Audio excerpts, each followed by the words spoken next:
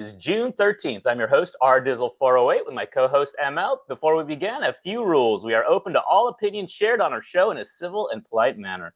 We want a fun chat where we learn from one another. Smack in the chat or on the show will get you muted, then removed, then banned. So please resist the urge to troll.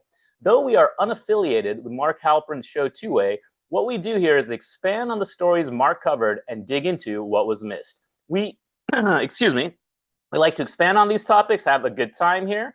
And so with that being said, a lot of stuff going on, folks. I'm surprised no one has their hand raised already, but that's probably because I didn't ask anyone to raise their hands. Talking about, on my notes, Iran and Israel, and then the Alex Padilla Noemi thing. But I think Daryl has something he wants to share. So Daryl, please start us off. Disappointed I didn't get on the show today, but yeah, Duke said I tried my best. I feel like I tried my best. Obviously, if you guys already know my position, I'm not happy about what happened yesterday. I'll give Israel credit. Looks like they executed what seems like a pretty successful attack. I think we have to wait to see how successful it really was. But I'm just so disappointed in Trump. Like, I voted for Trump because I care about his non-interventionalism. You know, back in 2015, 2016, he was the guy going up there that, they said there were weapons of mass destruction and they lied, right? He was the only guy who had guts to say something like that. And yeah, I'm just so disappointed. We're this thing's not over yet. I know, like today on the show, Mark and these guys are all celebrating. Sean's having, although they all love it, but this thing's not over yet. This is just the opening salvo and something that's going to be going on for a long time. And yeah, I'm just really, I'm just fed up with Trump at this point. I think he's ruined his reputation in a lot of ways. I know with some people, I'm sure they love it, but there's definitely a percentage on the right, whether it's 10%, 20%, I don't know, but I'm sure there's lots of people like me waking up just being like, this is pathetic. I'm so disappointed. But go ahead. All right, Haley, Joshua, go ahead. Wow, look at Daryl queuing folks up. And Haley, if you could remind the viewers where you're chiming in from, and for everyone else, please add your locations to your titles if you get a chance. Thank you. I'm from New York City, Queens. I actually not like, I agree with Daryl. Like, if I were a Trump base supporter who was voting for him because of the never wars, I would be upset too. Especially after he did that Truth Social tweet basically saying like, this is because of me. I was the one, like, that's how I got that Truth Social tweet. So as a non-interventionist, somebody who doesn't want any new wars, I really do see how you would be upset today. I was also upset I didn't get on, but that's fine. I wanted to just mention two things that I think are very, very important and nobody mentioned. While this was obviously against the nuclear facilities in Iran, a lot of other things are happening at the same time. There's a lot of rumors floating around, so we'll know what's true and what's not pretty soon, I think. But there have been a lot of assassinations, very, very targeted assassinations. I know that there have been videos of the Mossad on the ground in Iran. So there is, I think that clip that Mark showed was a very good one, saying like Operation Kitchen Sink. Like, I think there's a lot of operations happening, not just the nuclear program. We have to remember that this isn't a new war. Israel is not attacking Iran, is starting a new war. Iran is responsible for October 7th. They are the reason why Hamas and Hezbollah and everybody attacked Israel on October 7th and 8th. That is very important to remember. Israel did launch that attack. I think it was more symbolic in a sense back 8 to 10 months ago to Iran. This is the big one, obviously. And I have a lot of thoughts going on in my head, so I'm sorry if I'm not keeping them in track. But my worry is what this is going to do for the hostages still stuck in Gaza, because they're obviously always on the forefront of my mind. Still 54 left. the interesting thing is that Iran has not retaliated. I think it's because they don't have the capabilities to retaliate because Israel took them out in the attack. But the few drones that they sent this morning or last night, this is like the fact that they're not retaliating is saying something, I think, because I think Mark was like, everybody was worried that, Iran would retaliate directly and Israel would like no longer exist. So I think it's very interesting that they haven't retaliated. Maybe they don't have the capabilities to do so anymore. I don't know what the retaliation is going to look like. And I'm just worried for my country and yes, for the Iranian people, 100%. Thank you for that, Haley. Joshua? Thanks. I really just want to know, again, I just want to know, and I posted this in the chat this morning. I want to know from the people who anti-Israel, anti-Zionist. I want to know what you think ought to happen from a policy perspective in both Iran and Israel, or in Iran and Israel and in Gaza and in the West Bank, for there to be a lasting peace in this area. Because it seems to me that as long as Iran is in control of the mullahs and has some Ayatollah as its supreme leader, that they're going to be at war ideologically and physically with Israel, and also with the United States, right? It seems to me that in any circumstance where some militant, Iranian proxy is allowed to be in government in the West Bank and in Gaza, they're going to be launching rockets into Tel Aviv. I'm not trying to get into a discussion about proportionality or about the 47 borders or the 60 whatever borders or the 70 whatever borders. I'm just trying to figure out and pin down where you all think the answer is and what the solution is. Like, don't point out the problems. Just tell me what you think the solution is. Okay. Daryl? Well, I'm really the only person in the whole thing here that you're talking about, other than Raul, to feel sometimes similar to me, but I don't want to speak for him. Like, you're not going to like this answer. My dog's barking. I might have to put him inside. You're not going to like this answer. Give me a second. I got to put my dog in. I'll be right back. We'll give Daryl a moment there.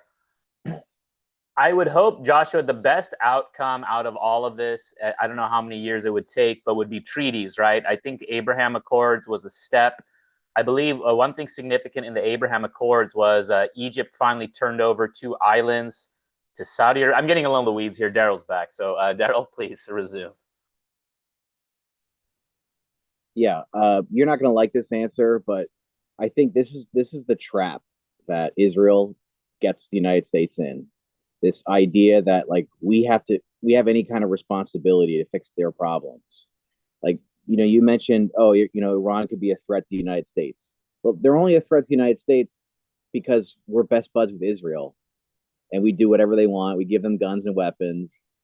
I just don't understand why the United States is in the middle of this thing. Now, I know we have historic ties to Israel. We're in large part responsible for their creation, but they get us in enough of a problems. Like, look at it. We're in the middle of this thing. And now our troops are at risk. We have a naval base just a few hundred miles off of Iran in Bahrain, the Fifth Fleet. Iran could exact major economic problems by attacking shipping in the Hormuz Strait. They could disrupt Israel's economy. Like, what are we doing in the middle of this thing? Why are we have to settle this fight between these people? Like, I just don't understand. And my whole life we've been involved in the Middle East. My whole life, blowing up countries, killing hundreds of thousands of people directly or indirectly from our actions. destroying the governments over there, and just it never ends. I'm so sick of it. Like, why do we have to be in the middle of this? The reason is because Israel has tremendous influence on our government. Look at all our politicians. All our politicians, all they can do all day is get down on their knees and grovel before Benjamin Netanyahu and say, "Oh, I love Israel. I love Israel. Oh my gosh, I love Israel." They're all bought off by Israeli influence groups in this country. And it's just, I'm sick of it. I'm just so sick of it. So that's my answer. I know you're not going to like it. I just don't understand why we're in the middle of it. We don't need to be the world's policeman. Joshua?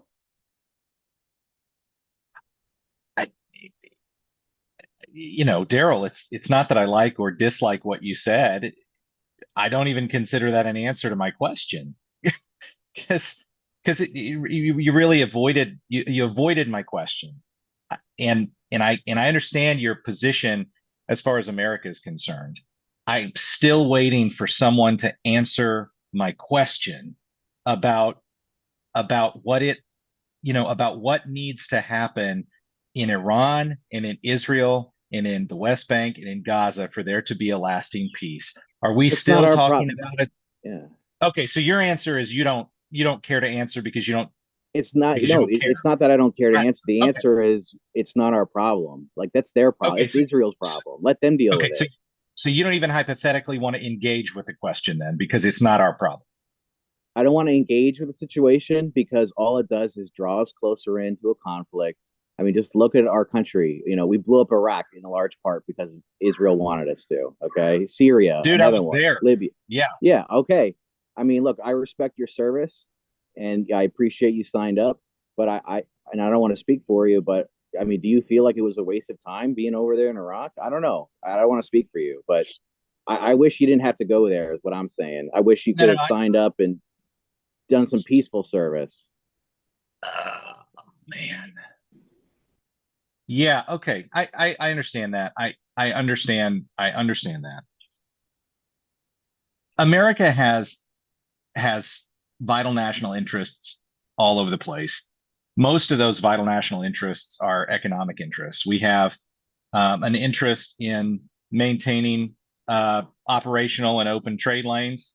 We've got treaties that that require us to maintain trade lanes. We've got interests in the Pacific. We've got interests in the Atlantic. Um, I've always been a proponent of forward deployment for the U.S. military, not for the purpose of being the world's policeman, but for the purpose of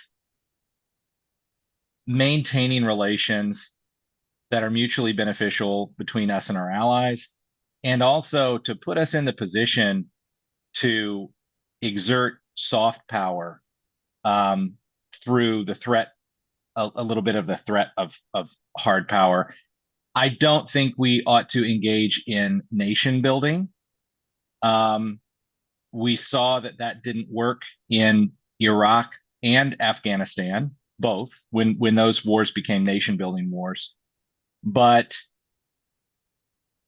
I think there is I think we shouldn't discount for the sake of isolationism. I don't think we should discount the position that we have today and the prosperity that we have today based on military operations to secure economic trade and economic advantage. So that sort of addresses your position. Yeah, I think you're. If I I could just, think, I think it's fair. I understand. I agree with what you're saying in large part too. I just, this is one where I just don't see the benefit. I'm not sure what we're getting from Israel. Like, it's always these like 1,000 foot things like, oh, it's intelligence in the Middle East, or they're the largest aircraft carrier in the Middle East for us or something. Like, how does being friends with Israel benefit me, my life, and my kids? It doesn't. I can't name a single thing that I've ever benefited from our friendship with Israel. All I can think of is a whole bunch of problems. So I Daryl, I agree with you. We have to protect our trade lanes, and we need to have good allies. Saudi Arabia has been an ally longer than Israel. Um, yeah, I agree, but I guess maybe it's about our disagreement is about Israel, maybe just our involvement. But I've yeah, taken and up enough time. Someone else can go. Well, I well, do want actually, I I mean, go ahead, Joshua. you mentioned Saudi Arabia, and I think you plucked that right out of my brain because I was gonna suggest, okay, if the big problem for if the big problem for this conversation with you is really has to do with Israel, then what about Saudi Arabia? Saudi Arabia isn't a big fan of Iran either. And Iran is a regional threat, particularly if they get a nuke, and they're a regional threat to Saudi Arabia. So what about United States support for Saudi Arabia? How do we let me just exchange for a second. Let me just exchange Israel for Saudi Arabia. What does it look like, and how do you think we have a lasting peace in that region between Saudi Arabia and Iran? Yeah, I'll just quickly say what I think, and I want someone else to go because I know I love the discussion, but I don't want to take up too much time. I think the solution for Saudi Arabia is to let them get a nuclear bomb. Oh, okay. Yeah. Yeah, I mean that's All what right. we gave Israel nukes. Why don't we give? We should give Saudi Well, it Arabia is nukes. if Yeah. Ukraine had nukes today, right? Libya had it's a very interesting different sort of geopolitical world if that was in case. I'm going to bring in Haley. Yeah, Okay, the US did not give Israel nukes. Israel developed their own. Just want to say that. Also, APAC, this whole discussion of how APAC gives all the money to the politicians and buys them. APAC in 2024 gave $53 million to all political candidates. Do you know how much Qatar gave to political candidates? Anybody? I want to say billions. We don't even know the number because it's so much. So when people say that Israel has influence and everybody's bought by Israel and APAC and all of that, it's just simply not true.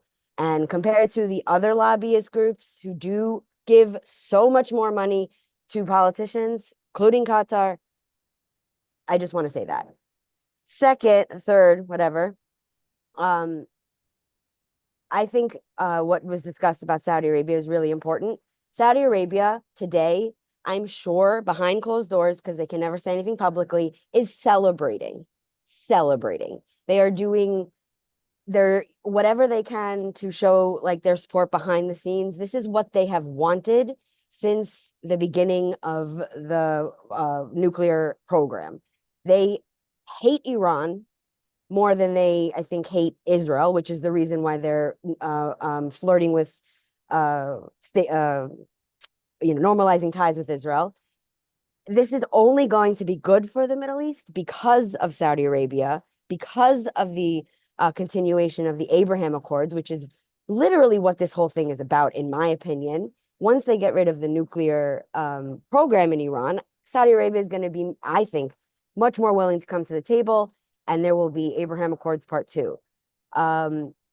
This is what I think Trump wants. This is where he's going. He wants that Nobel Prize. He thinks once the dust is all settled, he will get another Abraham Accords or some type of action. And if that's what's going to come out of all of this, if that's the end results in a few months from now, I think we're in a much better place than we were before this attack.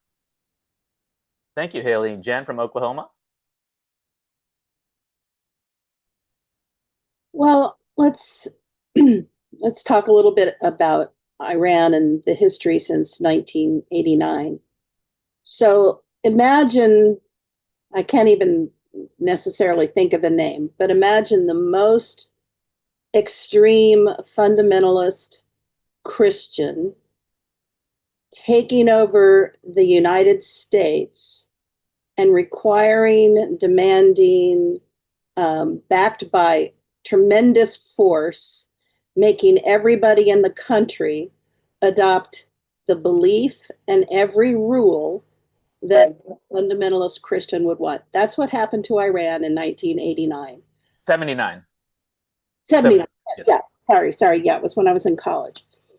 79. And since then, Iran has gone out and found every bully in the region and supported them financially to create havoc throughout the world through terrorism.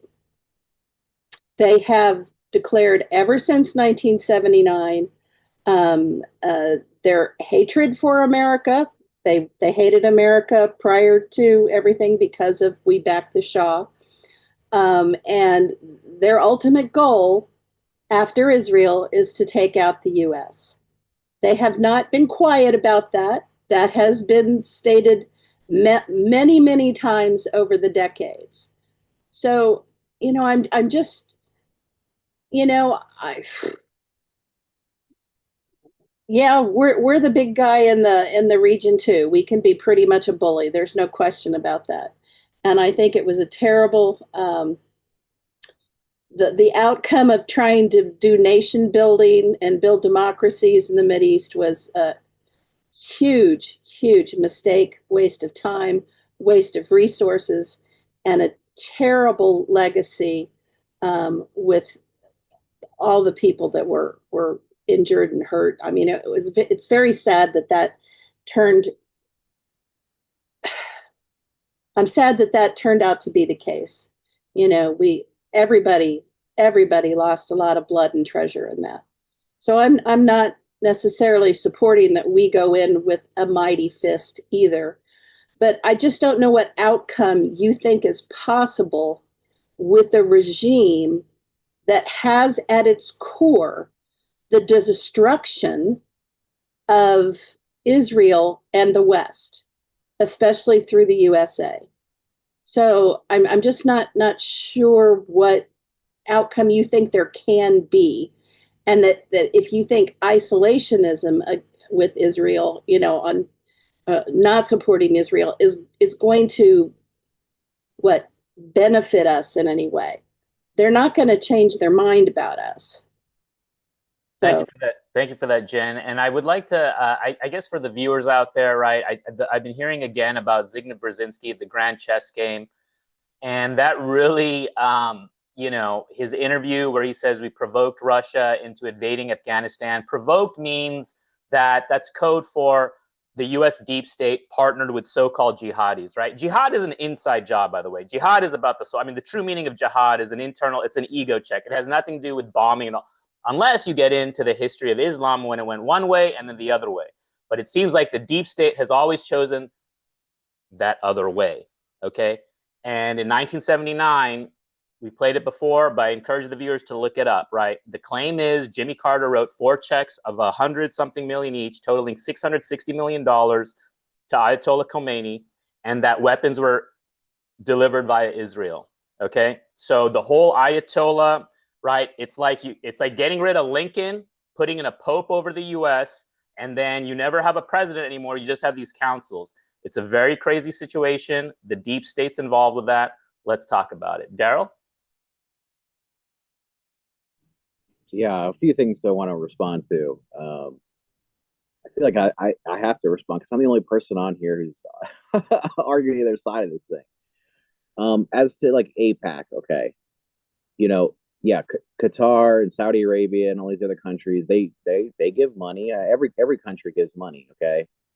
I think the reason why people like me say they've been bought off by Israel is because the effectiveness of the money that they give in relation to the amount is profound. I mean, is Qatar funding like anti BDS legislation Yes. in this country? They're funding all the universities. All of the college campus protests is Qatar funded. There was a whole Free Press article about how much money Qatar is giving to both Republicans and Democrats. This is across the aisle when it comes to Qatar. Are congressmen putting forth legislation on the floor to ban criticism of Qatar? No. Okay. Are we giving hundreds of billions of dollars in free guns and weaponry and ammunition and diplomatic support all over the world in the UN to Qatar? No. So the amount of influence that Israel gets versus the money, it's not even in the amount of money, okay? It's the influence they're able to get with it. And don't forget all the other private donations. Like Miriam Adelson alone gave $100 million to Trump. You think she didn't get anything for that? So She got the hostage deal. What's that? She got the hostage deal for her money. She wanted the hostages home.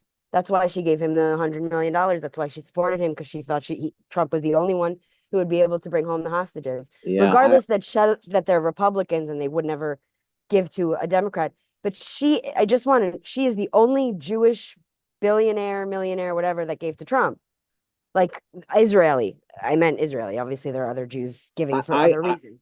I'm not trying to dispute what you said there, although I've read in the Israeli media that the deal was recognition of a annexation of the West Bank, which has not happened yet, but there's been serious signals already sent that that's going to happen, including Mike Huckabee, our new ambassador to Israel. I think he's very extreme. Yeah, that's I'm glad to hear you say that. I do. Now, I just wanted to touch. I'm sorry, I wanted to touch just because I have not much time left. What Jen said, you know, I'm not going to dispute anything you said, although I think we have to put ourselves in the shoes of the Iranians. Like, why are they saying death to America? Well, if you're Iranian, America has messed with your country for like 60 years, overthrowing governments, assassinations, giving guns and weapons to rebel groups, causing total mayhem in your country. So, when we were in the Cold War, the height of the Cold War, like we used to call the Soviet Union, the evil empire, and they said the same thing about us, death to America and all this. Now, did we have to end that with bombs? No. So, yeah, they're against America and Israel because we're against them. What we need to do is get to some peaceful resolution where we can cool things down. Obviously, that's not easy, but you don't do that by attacking the country. And the last thing I'll say about that too, just real quickly, is people have to understand that Iran is the only Shia country in the entire world. Okay. And just like Israel and Zionism, they wanted a home for their people.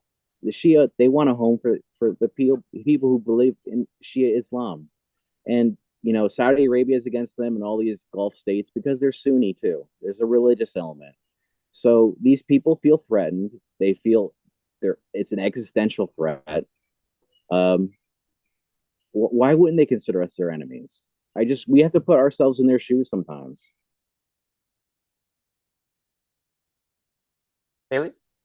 Okay, the IRGC, and I'm making a very big distinction between the IRGC and the Iranian people because there is a huge distinction between them.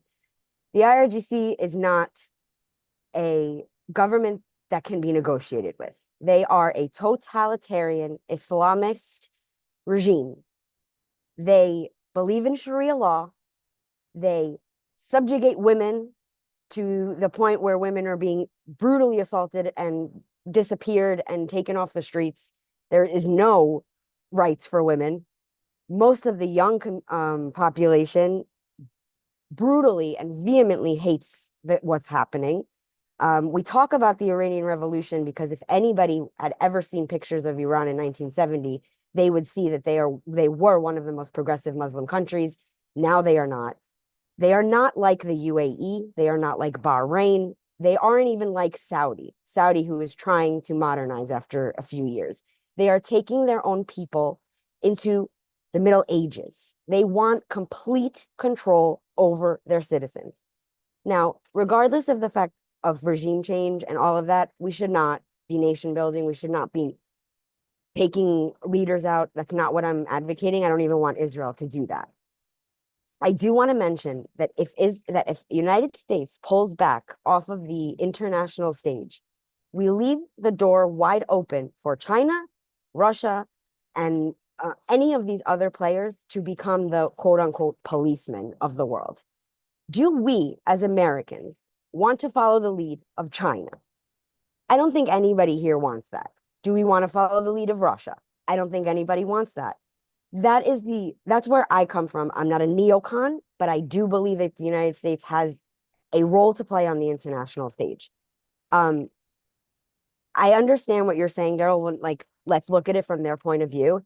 But when it comes to Iran, the people's point of view is that they want this government out. They want the Iranian Revolution reversed.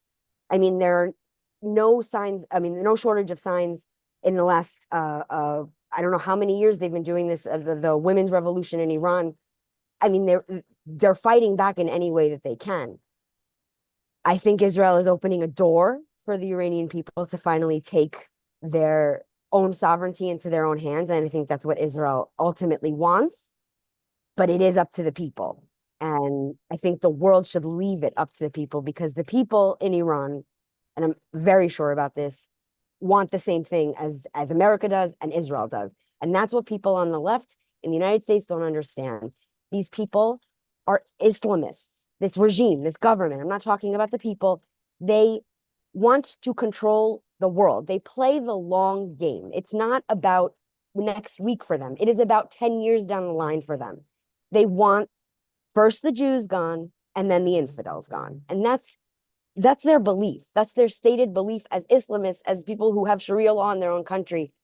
And we should be able to call out an enemy when they are an enemy. And Iran is an enemy. Thank you for that, Haley. And I'll just add that right now, the plight of Syrians and Parsis. Parsis are the original Persians of Iran, and they were pushed out into India.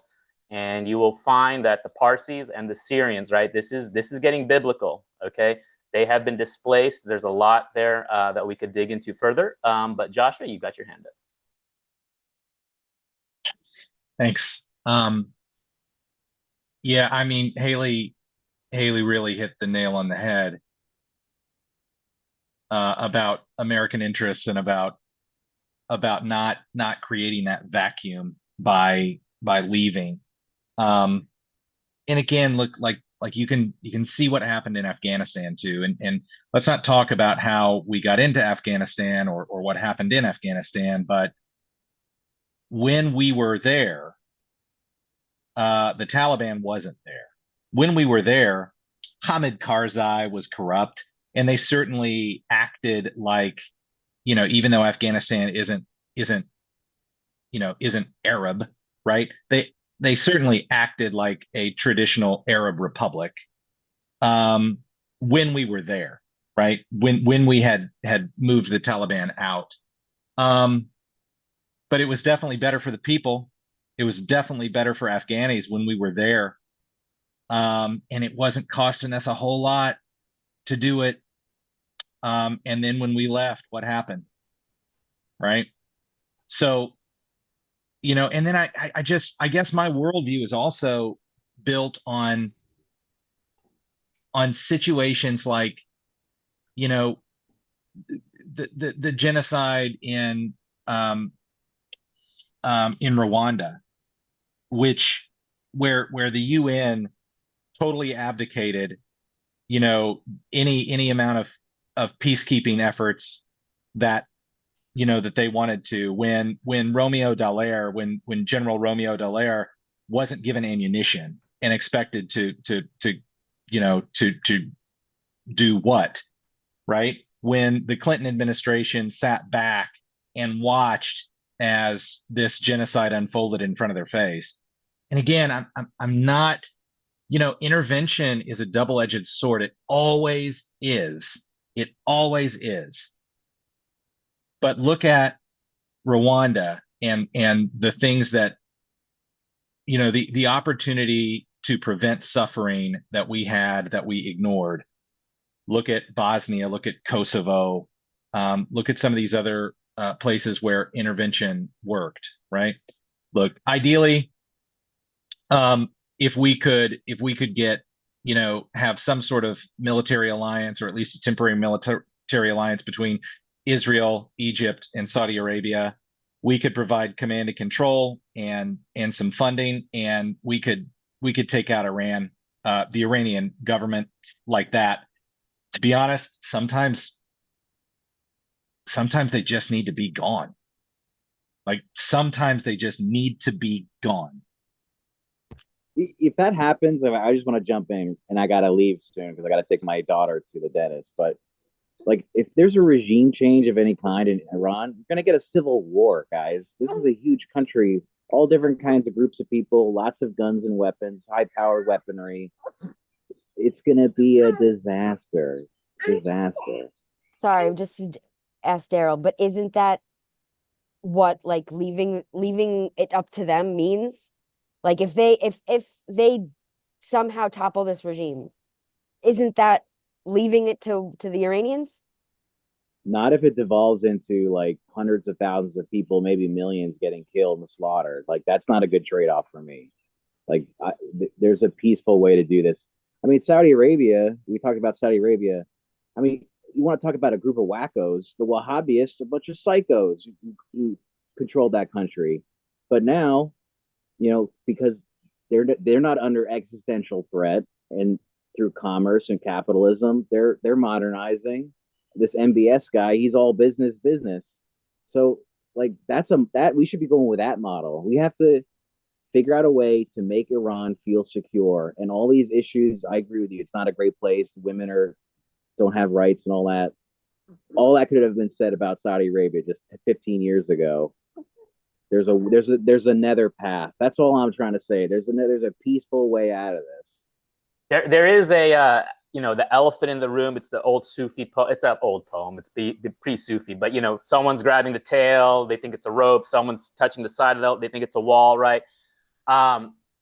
There are ties here. Okay, it was mentioned yesterday about the sanctuary cities, and then Mosaic Law, Book of Numbers 35. Right? There's this thing about: are we in the modern day? Are we in the ancient day? And we're kind of pivoting back and forth here. I know that's kind of wild stuff, but ML, you got your hand up, sir? Please. Yeah, I was just gonna say it's pretty simple. I mean, I know it's complicated, but it really is simple. The United States has three tracks. We can do the money route, economic. We can do the bomb route, war route, or we can do nothing and be isolationist. Which, how many times have we have attempted through multiple red and blue administrations? How many times have we tried to deal with Iran and talk to them? We've had all of my life, all the way out till 79 or whatever, and Reagan came in and then it became a political football, I guess. But um, I'm sorry I didn't catch your. I'll have to rewatch the first part of this because I missed it. But to see your tag on two-way to see what you're done with Trump or whatever, and I'll leave that off for me to do homework. But I just think that it's either money or bombs, and now we actually have a president that's willing to work with other countries, so we're not just carrying all the weight, you know. I'm into that, and I mean this kind of goes back to the original thing, like if you want to leave Israel alone to like just do their own thing, well, they were going to do this more than likely anyway. Now, would you rather them just go off and do it like they did? They did that to Iraq in 81 or whatever it was with the Osirak nuclear thing that when Israel went over to bomb them, and we pretty sure we told them no, don't do that, but they did it anyway. But I would rather us have a hand in it and a say in it, and I would rather have a framework like whether Israel's the bad cop and then the U.S. is a good cop, because hopefully that would preserve the regime there, and they would hopefully not be so recalcitrant that they wouldn't come back to the table and realize, oh shit, not only can Israel touch us, if Israel can touch us, what the hell can the United States do with like 10 times the size of Israel? And that's the implied threat. And obviously we don't want to go there, but at the same time, you can't just let a bully keep being a bully and keep doing these subversive Hamas, Hezbollah, endless mowing the grass cycles in other parts of Israel that affects Israel, it affects Jordan, it affects Saudi Arabia, it affects the neighborhood. And if we can get Egypt, Israel, which are already they're not going to be the best allies ever, but they're not going to fight each other either. If we can get those three and then Saudi Arabia as well, everybody else is going to fall in line. As far as peace, meaning that instead of having to come back here every goddamn 10 years or 20 years or 30 years, they can be economically intertwined to where they all are prosperous. And that is the ultimate weapon the United States has. that is more powerful than our military, our nukes, or anything. If we can get folks that are economically intertwined like we are with China, nobody in America is going to go bomb China, and China's not going to go bomb us tomorrow. I would rather it be like endless CNBC clips talking about their trade imbalance or this or that. That is how ideally neocon, neoliberal, that is economic order, whatever rules-based order in the world means. That you have economic interests and you're so intertwined into somebody else that you can't afford to do a Russia to Ukraine thing. And that's a failing of NATO and the US and the Western world to not be able to get a hold of Russia and then make them into something more than what they were. It is what it is. That's a whole different thing, but it still relates to Iran. I would rather have Iranian made products that I buy and whatever. And as other people called out, probably the highest percentage of pro-US support for or pro-US leaning, loving would be the Iranian people. They don't have a problem with us. It's their goddamn government that has to be hit over the fucking head time and time again. We've tried the soft. Now we're trying the hard, and I'm all for it. This is what I voted for as far as for Donald Trump and finding again, it's not 4D. It has nothing to do with 4D. It's looking at the table and seeing what was already tried before and maybe taking a tool that's really, really old that we haven't tried to apply again and then applying it in a new way with new ways. Anyway, that's just my thing. Thank you, ML. Dean?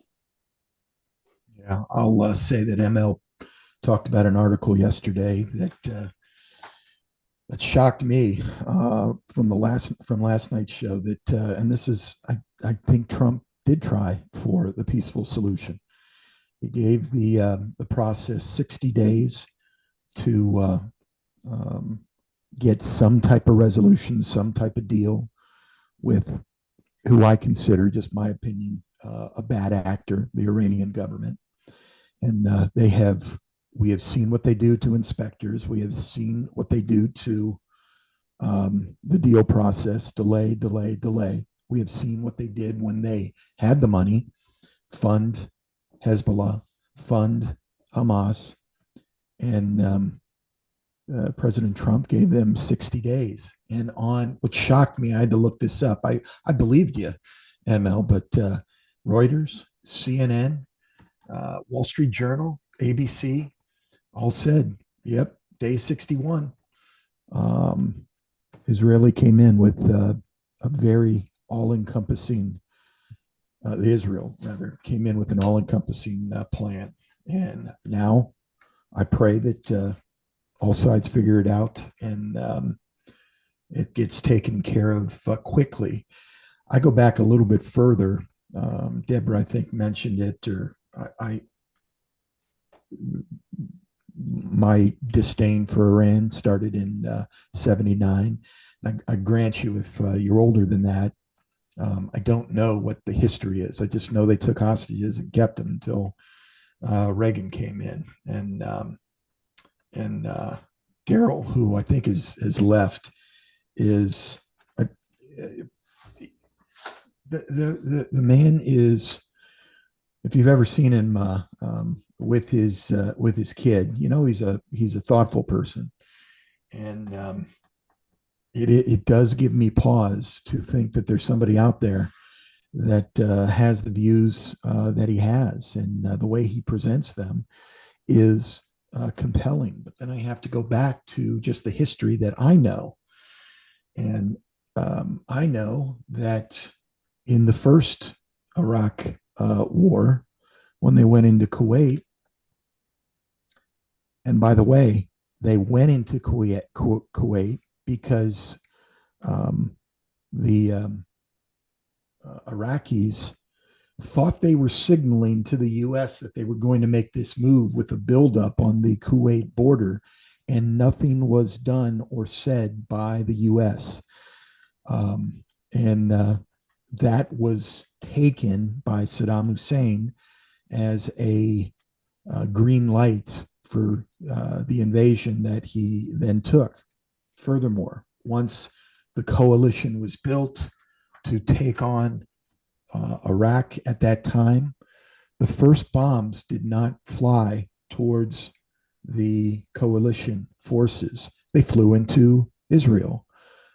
Iraq tried to widen the war by sending Scud missiles. They had these mobile missile transports, and they were very hard to track down, and they'd shoot them at Israel.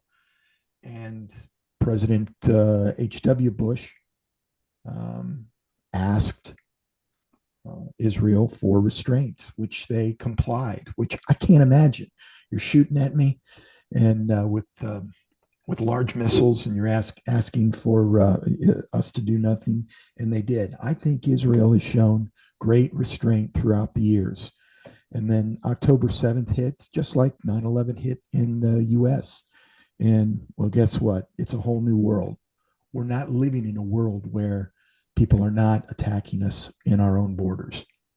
We're now living in a world where this happens. We're going to wait for the next one to happen, or we're going to take action. And I think they've shown restraint. They waited the 60 days. And I think Trump, I believe him when he says, I don't want people to die. I want peace. Do I believe with all the tactics that he used? No. But I do believe that he's doing his best. An Israeli has shown very good restraint. And now what's next? We'll see what's next.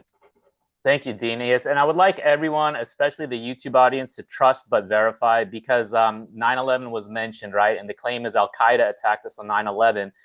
I didn't have to do any intelligence gathering to find out that the FBI had a $10 million bounty, or someone did, I think it was the FBI, on al-Jawlani's head. That bounty was removed. He went through one of these deep state Dem marketing things, right? And he was taken from jihadi with the full jihadi outfit to they trimmed up his beard nicely. He's wearing a suit and tie. Trump shook his hand, right? But former head of Al-Qaeda is now on top of Syria. So Syria and Iran are both occupied. Jen from Oklahoma.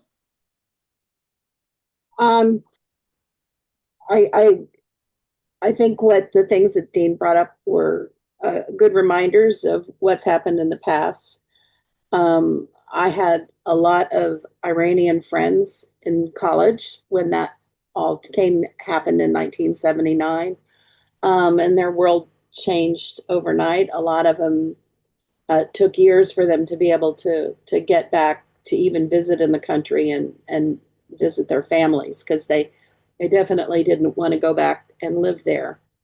I don't believe that the regime that is currently in power in Iran will ever moderate their stance. I also believe that just for the idea of peace within that country, that the whole population is relegated to living with an iron vice on their necks. I'm sorry, a lot of people in many countries through history have chosen to die fighting for their freedom rather than to live under a totalitarian regime. So, there may be tribal warfare if there is regime change, but I'm sure for all of those people that is better than what's happening right now. So. Yes, and again, the YouTube viewers can check me on this, but 1979, I will maintain, it was not a revolution. It was a coup. There was nothing popular about that.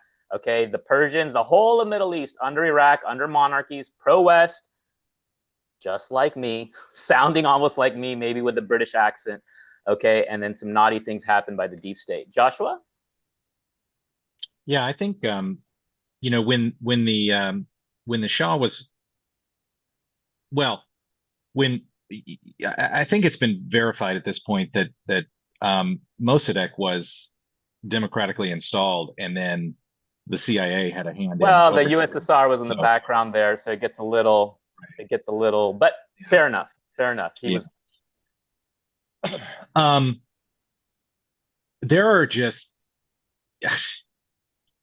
I believe that Donald Trump doesn't want killing, and I believe that Donald Trump wants peace, because peace means economic, exactly, right? Like peace means money, right? Peace means trade, peace means commerce, right? guess what? Vladimir Putin doesn't want peace. Ayatollah, which one is it now? It's Ayatollah Khamenei, right? Instead of Khomeini, it's Khamenei, Yeah. right? Whatever, right? Like, he doesn't want peace. He doesn't want peace. So, you know, I hope, and I think Trump is understanding that there are some people who have ideologies that care more about the killing and the power than they care about the profits and the money.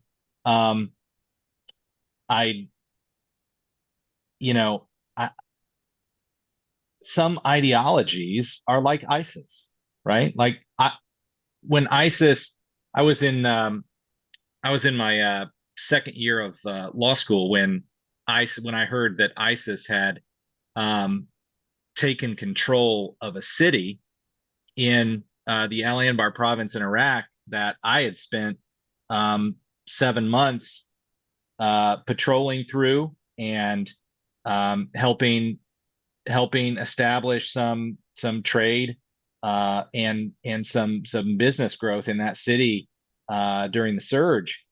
And man, I was ready. I was like, here's this group of savages that don't care anything for cultural history prior to Islam, and they don't care about human life, and they've got to be stopped. I think there are level heads in the Middle East. I think there are people that share that mentality, but they just got to be honest. They got to come out and they got to recognize that there are also some people there that do not share that ideology, and have an ideology that that is that's more like a death cult than anything else. Thank you, Joshua. Yes, and I'm going to implore the viewers, everyone here, also in Zoom, to please, please, please, I pray, watch the Yahya Khan interview by Patrick Bet-David. Okay, this was the Uday Hussein lookalike, which until that interview, I thought it was just an Arrested Development joke. The Saddam Hussein lookalikes, right? And he goes, no, you're thinking of the Uday Hussein lookalike or whatever. I thought this was a big joke until I watched the hour-long interview, and I learned that Saddam Hussein, right, after he was taken out, they literally handed over the government to the kitchen staff, the chauffeur, the drivers. This is Yahya Khan, primary source. He lived it. Patrick Ben-David, right? You can say whatever you want about him, right? But I think it's a baller interview. Yahya Khan is on himself on YouTube, on LinkedIn. I hope one day we get him on the show. ML? Yeah, I was gonna say, did we cover like what the details of what the IDF did to Iran in the last 12 hours? Has anybody gone into detail of that at all? No, not yet. Okay. I could. Oh, yeah. I was. Well, go ahead. If you know, go ahead. I was gonna bring up the I details. only know a few things because everything really right now is still has to be verified and official and whatever. Yeah. I know that they did take out actual like the nuclear facilities in 2 cities. I do not know the names of them. I'm sorry. Yeah. They did take out at 2 or 3 cities. They did targeted assassinations within Tehran. I also just now heard a rumor that the Mossad was so in deep within Tehran that they managed to set up a drone base. Yep. A literal drone base. Yep. Within Correct. the confines of Tehran, or that's what I wanted to mention was the amount of intelligence that Israel has collected over the past 20 years in Iran specifically. We had much less in Gaza, that is for sure, because we were completely focused on Iran and the threat of the nuclear. So the amount of intelligence that they had in Iran was absolutely astronomical. Like we think of the beeper thing, like this is times 30. Like people still don't understand how much intelligence, and I don't think they're going to understand. I think it's going to take months to find out exactly what was done, but it has been I don't even think we can keep up with how many things are happening right now. Yeah. I mean, they managed to take out the response. They managed to take out their air missile system. The entire almost the entire leadership of the IRGC, like the military wing of the IRGC. I'm honestly in, like, just from a military and tactical standpoint, in awe. Yeah, this is like when after we got done with the global war on terror, like it or not, and Josh can say this or that, whatever to it, from his background experience, like we were top of our game as far as it came for counterinsurgency, period, whatsoever. Like even surpassing where we got to in Vietnam, which was very substantial, although we lost I'm not saying that, I'm just saying as a historical fact. But what Israel, if half the things that I'm seeing or reading online, and just like what Haley went through, thank you, it's crazy, crazy, crazy, like top of the game. I'm glad that we struck now when we all had superior intelligence, real intelligence, not going before the UN and saying that we suspect that there's this or that and leading us into a mistake. I feel like if all this is true, we have really learned our lesson. And even more so, I only think that Donald Trump could have delivered this the way that it was. I do not think there's a Democrat born on the earth today that could have even thought or even come close to this outside of maybe not even a Bill Clinton, or you know what, not even a Bill Clinton or an Obama, if they could have come back for like, I think it's unprecedented anyway. Dean? A question just for the group. I'm curious how deep the bench is for the Iranians regime, for their ideology. I hope that Haley is proven right, that the strategic nature and the way that Israel executed its plan has taken out top leadership. I'm wondering how deep that leadership goes. If you take out United States leadership, there's plenty of like-minded folks to take their place quickly. In Iran, maybe I should have a sense of scale. I don't. I'd be interested in knowing how deep their bench actually is. Joshua, you had been waiting there. I'm going to bring you up. Yeah, I get the sense that Iran isn't too dissimilar to to Syria under Assad, as far as the depth of its power. But what power it has is all but total.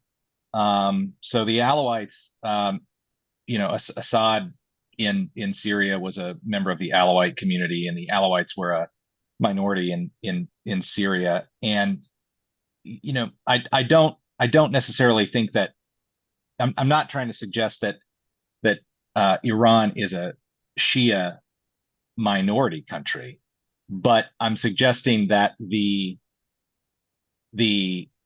Sharia death cult,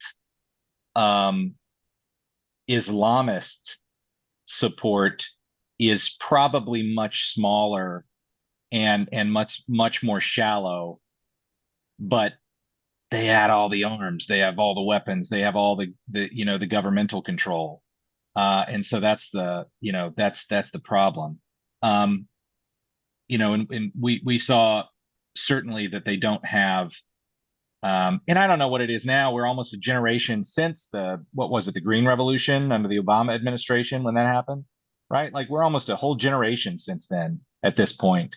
So I don't know what's happened internally in that intervening period, but I think if Israel succeeds very thoroughly in Iran, doesn't stop with the nuclear facilities, but I don't want to be saying this. Like I don't want to sound like I'm some warmonger, but again, some people just need killing. Some people just need killing.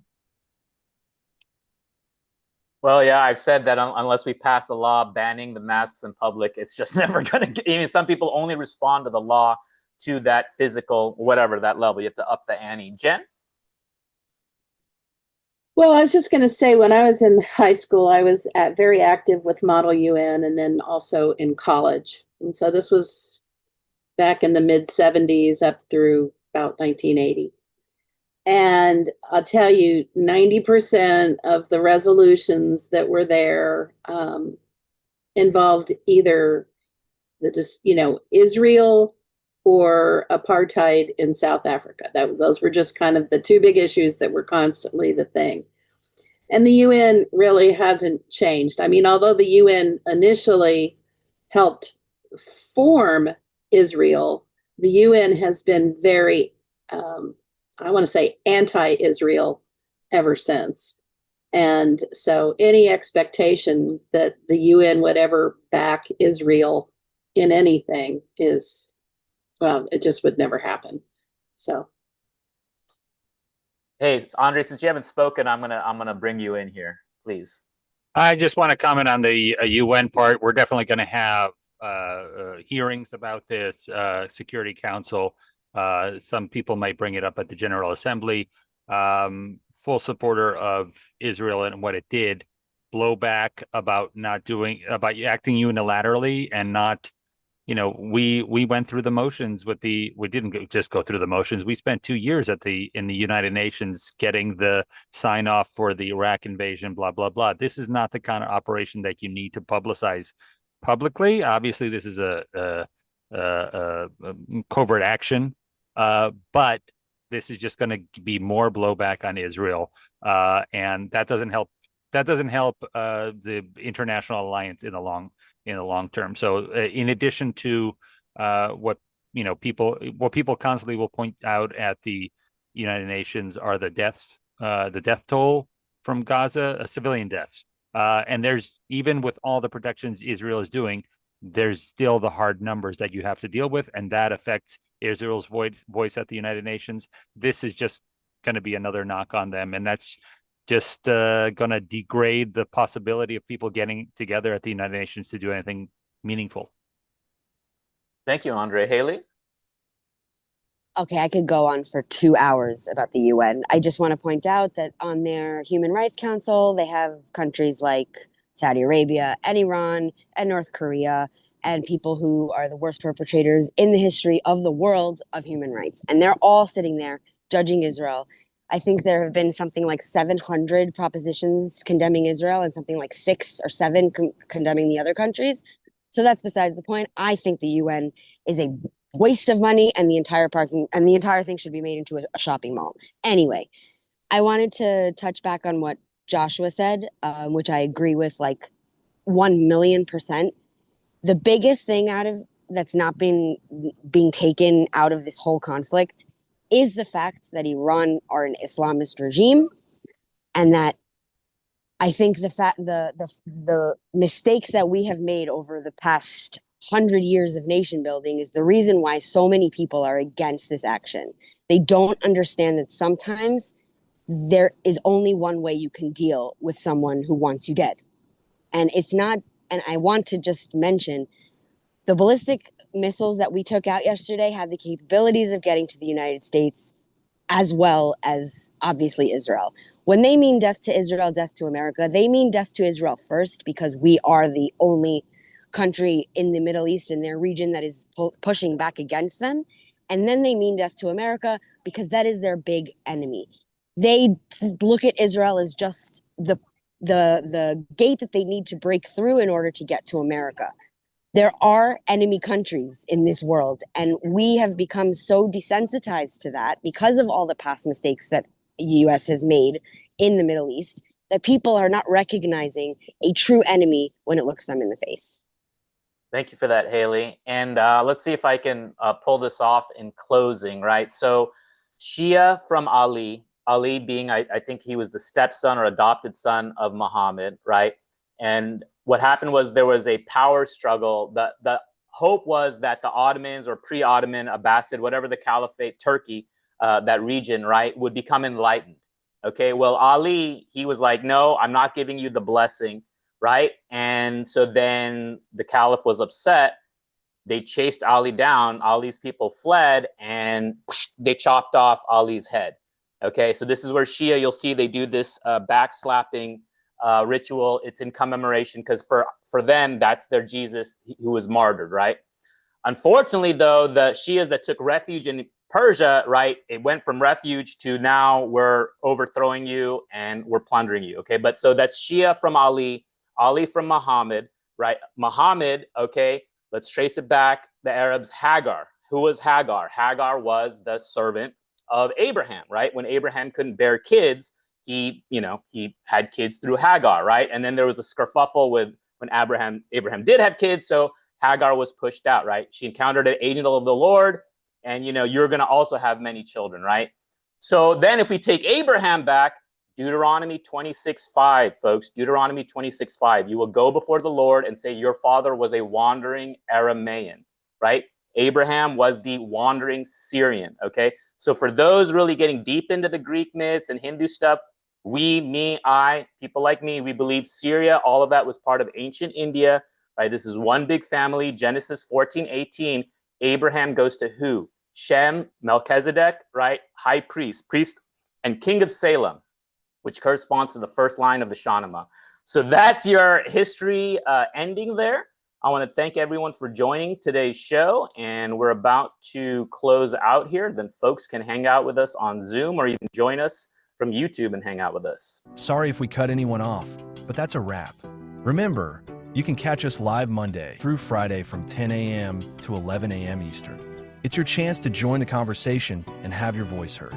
Just check the link in the description or visit americastalk.show. Together, through the free exchange of ideas, we can truly make America great again. Don't miss out. Tune in and be part of the dialogue.